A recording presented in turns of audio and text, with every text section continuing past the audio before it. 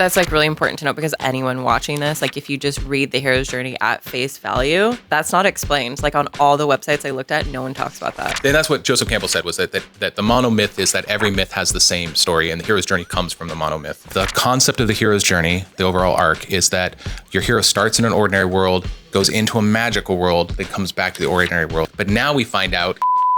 Wait, he's... You don't know that? Don't care that you spoiled it for me. I just spoiled one of my favorite characters. It's fine. You know, a lot of people are like, well, it's going to be a trilogy. Great, it's a trilogy, but the first book, the second book, the third book, they all have to be able to stand on their own. Today, we're going to do something a little bit different. So we're going to dig deeper into the hero's journey. And I brought an expert on, my dear friend, Tom Phillips, who is a published author. He also works on screenplays, and he likes using the hero's journey a lot. We're going to talk about who he is, what the hero's journey is, why does he use it as an author? Do you need to use it? And then we're going to break down the hero's journey from top to bottom and get in the nitty gritty. So, hey, Tom. Hi. Welcome. Thanks for having me. Of course. Do you want to tell everyone about your 2 books that you've written so far? I wrote The Curious League of Detectives and Thieves, Egypt's Fire, and SOS, which is book 1 and book 2. And then book 3, The Peruvian Express, comes out August 13th of this year. They're middle grade detective books. Sherlock Holmes meets Willy Wonka. And you also do screenplays. I do. Also, you can find me on Instagram at T. Phillips Writer. So if you are a writer and you have a question and you want to talk, like my DMs are open. Love talking, as you can tell. So like, hit me up. You like to use the hero's journey when you're making your scripts and your books. I do. But what is the hero's journey in like the lamest terms? Hero's journey is a plot device to help you with your pacing and your story to make sure that your story has a full arc. Okay. There was a man named Joseph Campbell, and what he did was he was a historian who read all the epics, every book that could come from, and he went all over the world. And he said, here are the things that are consistent in the books. Now, not every book has all 12 points. But he just found that throughout stories told throughout history, that seemed to be the consistent. All the things had this, and the ones that people seem to love, most popular stories of our time, all seem to have these 12 points. So he wrote it down, and a lot of writers use that as sort of a roadmap to plot out their book. Oh, okay, that's cool. A lot of the writers come up with their own version of that. So like Save the Cat by Blake Snyder is based off Hero's Journey. Dan Harmon came up with his own version for 30-minute sitcom. Which you definitely need, especially because like a lot of those episodes for the sitcoms, it's nice because you can just pop into the story and you don't need all the character backgrounds. It's just a plot for this one episode. Because you only have so much time. You only have so many minutes that you get to tell. Every word matters. So then by plotting it out, you can kind of figure out how much you have. Mid-grade books are a lot like that too. They only have so many words that you can have in a mid-grade book. Yeah, and you have like really young kids and you're trying to keep them engaged as long as possible. Yeah, so you want to tell the best story in the smallest time. And that's why I gravitate towards the hero's journey, because then I can go, this is my plot points, and then I can write between those plot points and get there. And I know that the arc of the story is going to make it be consistent, pacing is going to feel okay, and at the end of the day, you're like, this is a really good story. The hero's journey is broken down into 12 steps. So the first step is the ordinary world. Ordinary world just means what is normal for you. Yeah, what is your day today?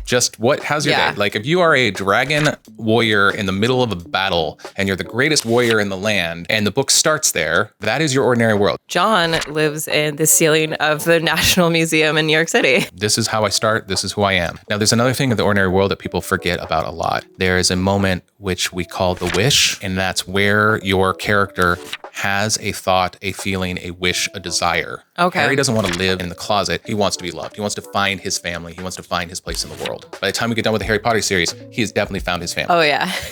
Yeah, and the trick is the writer. The writer wants your reader to have the wish for your character so that when the second point hits, it's this chance for them to have the thing that they always wanted. Oh, that's interesting. That's really helpful. So the second point is call to adventure. Your ordinary world has to be a place where the character doesn't want to be, so the call to adventure is exciting. A lot of times it's dangerous. Now, if you step out of your world, you will never be able to come back. The call is that like moment of, will you go on this adventure with me? But it has to be dangerous enough so when you get to the third point, which is refusal to call, that the hero goes, I don't know about this. Yeah.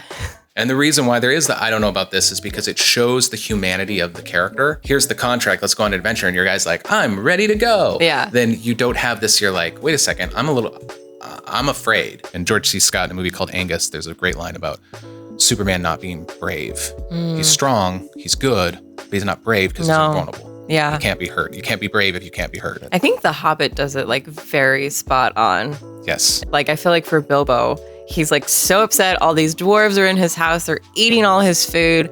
They show him the contract and he's like, absolutely not. Like, I didn't invite you here. Like, why did you come? Get out of my house. But you also have the like, but what if you did it, Bilbo? Yeah. What would happen? We have to go on this adventure. What would happen? Like, yeah. And the refusal to call is the hero being like, I don't know if I can do this thing that needs to be done. Doesn't have to be a long debate. It can be a very short debate. just like a second of doubt. Just a second of doubt. The next point I use is meeting the mentor, a mysterious item, things like that. I put the magical item and the mentor together because I don't think a mentor needs to be an old wise man that knows things. The point of the mentor is the mentor gives the hero an information. It's a piece of information that then causes the hero to go, no, I could do this. I want to do this. I'm going to go on this adventure. It can just be a letter. It can just be a thought. It can just be some kind of information that the character didn't have before that point that causes them to go from, I can't do this to, I'm gonna do this. Yeah, because like in my book I'm writing, it's a mix of my character's parents through a memory. Yeah, and that's great. They also have like, so then the magic item pops in at that point too. Yeah. So like Luke gets his lightsaber, Harry gets his wand. I think somebody said it was like meeting the goddess or whatever. A lot of times like the fairy godmother shows up. David and I were watching Conan the Barbarian. It's when he finds the sword from his god. Yeah.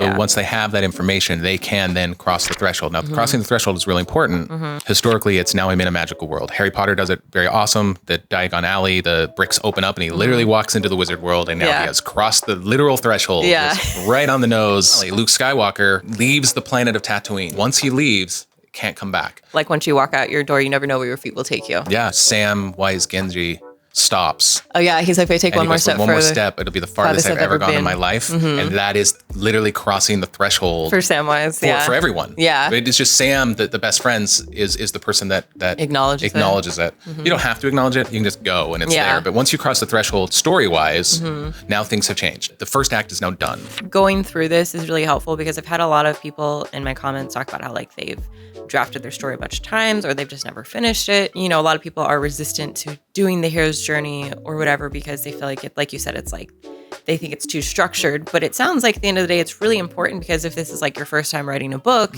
you need like that sort of roadmap. Like I don't necessarily, it doesn't matter how well read you are, like until you sit down to actually do something, it's a whole different story. Use a guideline, use a map to help you. Like we're all learning and it's totally fine. Like don't ignore it because it seems cliche. Like it is there to help you to become a better writer. And you will take the cliche, put your plot points out and then change what you want. Because then we go into test allies and enemies, which it's like, it's playtime. Yeah. You get to really like hang out with the characters, set up the world. It's the montage of the movie where they're training to be the fighters and the team is getting together and they're like this is where like Harry, Hermione and Ron become friends. They deal with like the troll in the dungeon. This plot point is where all these things start, and this will be for pretty much the rest of the second act of your book is where the character learns how to do things.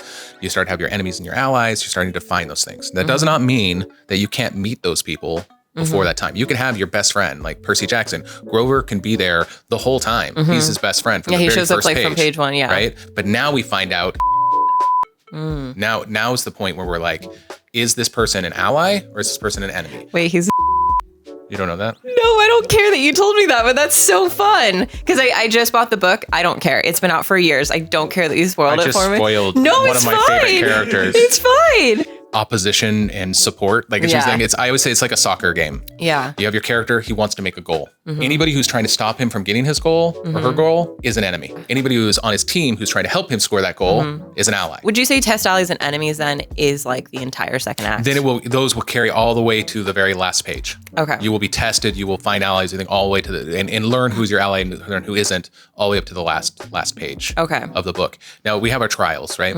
A good hero will go through different sets of trials. It's a spiritual trial, it's an emotional trial, and it's a physical trial. And then intellectual trial is beating, like in Harry Potter, they go through intellectual trials. They literally beat the teachers. They teach them the spells. They have to be smarter than. All the things they have protecting the Sorcerer's Stone. The historically trials where you are a hero, you have to beat these things to be a hero. And it was physical, mostly physical. But I think in the modern world, we have this like, are you a good person? Are you worthy? The emotional trial of things. And we all face that. Am I worthy to be a hero? Am I worthy of our readers? We all have it. So when you have your hero have those self-doubts, we connect to it as readers to the character. If you don't, we have the Mary Sue where everything is perfect and they're wonderful and they can do anything and whatever, and they don't have any self-doubt. So those trials, and those will last through the whole thing. This is so interesting because I almost wonder why like Joseph Campbell put it right there, because like, so since I just did a video on the hero's journey for Feyre from A Court of Thorns and Roses, I had her test to something very different, her trials, but she actually goes through like 3 specific trials later on. Which is fine. Yeah, which I had put under the ordeal. But it's just like, it's such an interesting learning lesson because like that section it basically spans the rest of the book. Well, the reason why it's there is because you've crossed the threshold. So the second you cross the threshold, that's where this begins. It doesn't mean it has to happen right then and there. It just, that is when it starts. You can't see, Harry can't go through his trials until he gets into the magical world, because what are the trials? They don't exist in the ordinary world. So technically like 6, it's just there because that's where it kind of starts. That's where it starts. But it's not linear at all. No. Okay. And that's a really big deal, because a lot of people, when they get too trapped in these points, they go, well, I can't get to my midpoint till they've gone through these 3 trials. And all of a sudden there's like 3 really weird like tests that the character goes through, and then they get to the midpoint and you're like, then the midpoint now is instead of being, you know, like my book is 70,000 words, instead of the midpoint being at 35,000 words, which should be the middle of the book, it's now at like 50,000 words. And then they're like, oh, well, this is here. So now my only book is 100,000 words because everything stretches because I put this stuff all in one clunk and it can move around. And then that's where you feel bad about pacing. You're like, this book is so slow. Why are we doing this thing? It's interesting, but it's weird. And I think that's like really important to know, because I was very confused about that. And so I think that like anyone watching this, like if you just read the hero's journey at face value, that's not explained. Like on all the websites I looked at, no one talks about that. No, it's just where it starts. Which then leads us into the midpoint. The midpoint is now the character has lived in the world. Something happens that changes the course of history. The midpoint is where we raise the stakes. In Harry Potter, he finds out the Sorcerer's Stone is actually at the school. So not only is he now, I'm a wizard, Harry, there's this little weird stone thing we heard about. We know it's dangerous. We know the main bad guy wants it. Now all of a sudden it's there. And that changes everything. Now not only is Harry like, oh, I'm going to find a family. I'm going to become a wizard. I'm going to learn about my parents and all this stuff. Now he's like, oh, there's real danger. I don't know if it has to be in the middle of the book. Call it the midpoint. It's enough that you built this stuff. Now we can raise the stakes halfway through our story. In Save the Cat, it's called Split into 2. So you have 2 plots, the A plot and the B plot. And that's where it splits in the midpoint. Usually the B plot is a love story. So if you watch movies, when they start to have a love story and they're still doing the heist, that's where it splits into 2 things. Luke Skywalker. What would the midpoint be for him? The midpoint for Luke, because there's 2 different versions of this. There's the midpoint for the 3 movies, which is halfway through Empire Strikes Back. And then he goes to Yoda, train more. He goes to Yoda and Yoda makes him literally go into a cave. The other thing about the innermost cave is that the hero finds something about themselves they didn't know. A secret strength. It's a retrospect of yourself. Luke is really great in the thing where he goes and he sees Darth Vader and he cuts his mask off and it's his face. This moment where the hero learned something about themselves in the process of studying to get ready for that battle, so that when they go into the ordeal, they think that they have everything they need to win. We're planning on the heist, find something the character has to do. The only way to get through this is for him to give himself up to the police. That's the only way. And he goes, I know I'm gonna have to sacrifice myself to save everyone else. But he's not gonna tell everyone else. Or it's, okay, you do this, you're gonna drive the car, we're gonna do this, all right, ready to go, let's go. And we still love it because we love heists and we're like, this is so great, they're gonna go do it. So then that's where we approach the ordeal. The ordeal. So what is the ordeal to you? Okay, so the ordeal is the false win. Hero thinks he's gonna win, but he's not. I break the ordeal into 2 parts. The Darkest Night, which is sort of stolen from Blake Snyder, and The New Dawn. Okay. And what happens in The Darkest Night, every movie, every book, every poem, every Taylor Swift song, there's a moment where all is lost. The all is lost moment. The hero goes in, the heist goes wrong, everybody gets arrested, he thinks they're gonna win, and they don't. There's a betrayal, something happens, and they lose. And the hero's sitting on a park bench by himself, and he's like, how am I gonna do this? We're never gonna do this. We're never gonna, survive. That's The Darkest Night. The other side of that is that they pull off the heist and they're like, haha, we did it. We're the heroes. Everything is great. Look at how good we did. And then when they open up the van, the gold is gone. And they're like, oh, we've been duped.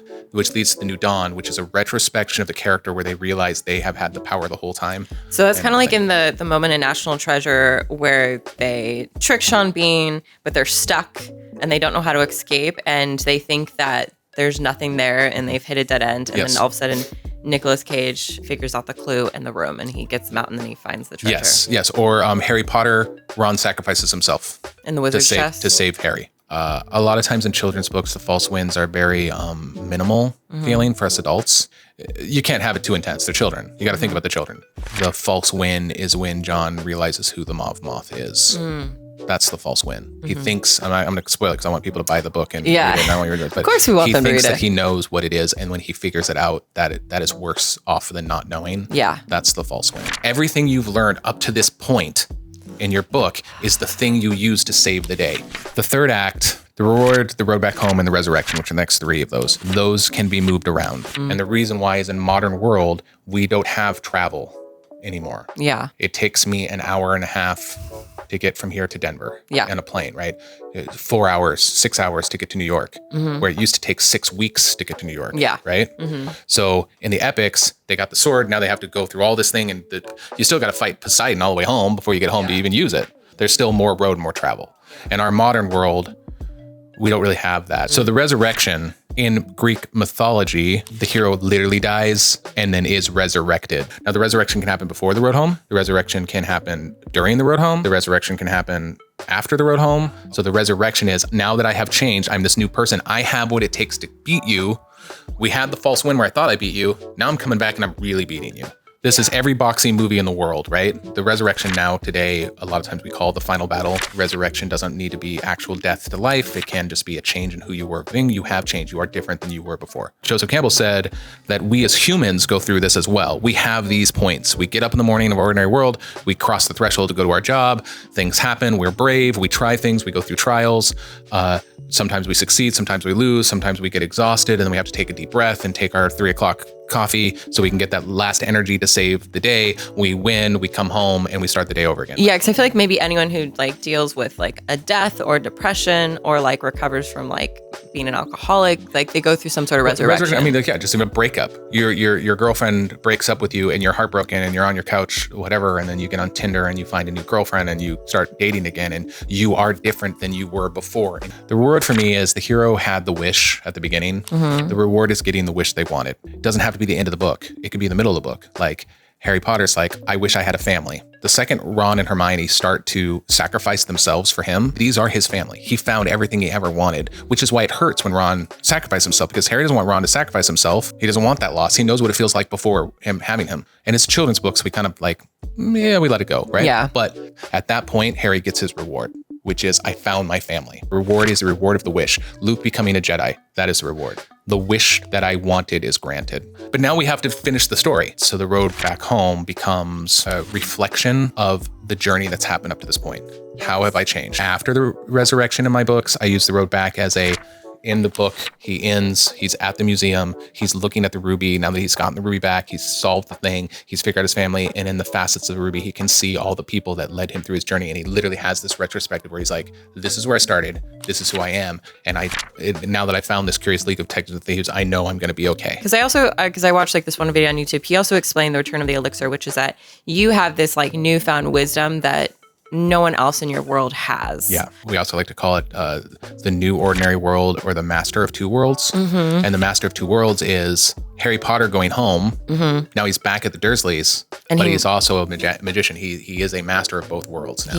He understands so much more than what the Dursleys do. That is the ordinary world, which starts as the next thing. And that is then the second book. That's where the level starts. So now we're down here. Now we're going to do this whole thing. You know, it's up here, but the whole thing again. Now we're going to go up the next step. Third book then starts, and the next, it goes through the whole thing. And then we're at the next thing.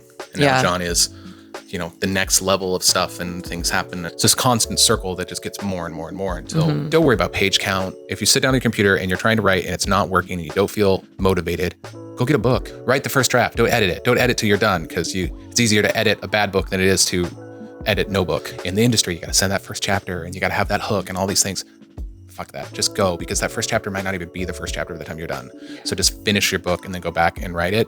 But with that said, to get through the blocks you can finish it is the paperweight. You know, in Lord of the Rings, they had a magic ring that turns you invisible. All right, I'm going to use the magic ring that turns me invisible, and I'm going to keep going.